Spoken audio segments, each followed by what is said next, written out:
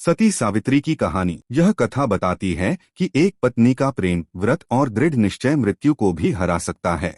बहुत समय पहले मद्र देश के राजा अश्वपति की एक सुंदर, तेजस्वी और धर्मपरायण बेटी थी, सावित्री। वह इतनी गुणवान थी कि उसके लिए योग्य वर मिलना कठिन हो गया। राजा ने कहा, बेटी तुम स्वयं अपना पति चुन लो।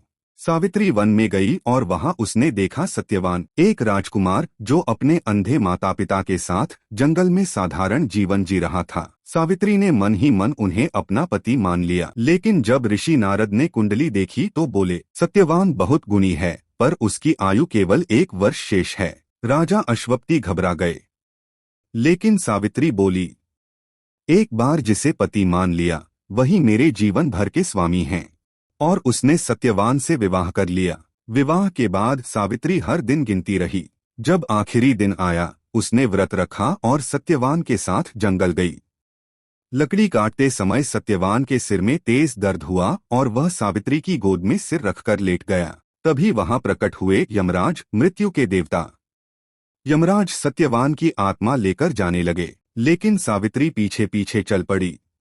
यमराज बोले, वापस जाओ, यह धर्म के विरुद्ध है। सावित्री बोली, जहाँ तक मेरे पति जाएंगे मैं भी साथ चलूंगी। उसकी बुद्धि, विनम्रता और धर्म की बातें सुनकर यमराज प्रसन्न हो गए।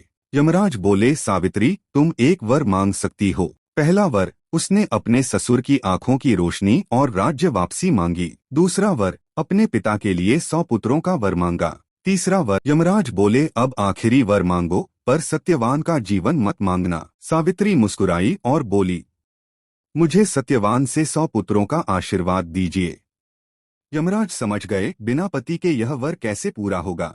वह उसकी बुद्धि और पतिव्रता धर्म से हार गए। यमराज ने सत्यवान की आत्मा लौटा दी और कहा, आज से तुम्हारा नाम अमर पतिव्रता स्त्रियों में लिया जाएगा। सत्यवान जीवित हो उठा और दोनों सुखपूर्वक जीवन बिताने लगे। सच्चा प्रेम मृत्यु से भी बड़ा होता है। धैर्य, भक्ति और बुद्धि से असंभव भी संभव हो जाता है। भारतीय संस्कृति में पतिव्रता नारी की शक्ति का सर्वोच्च उदाहरण। सती सावित्री और सत्यवान की अमर कथा में सावित्री ने अपने प्रेम और वचन के लिए यमराज को भी चुनौती दी। सावित्री तुम मेरी शक्ति हो। लाइक, कमेंट और चैनल सब्सक्राइब करें।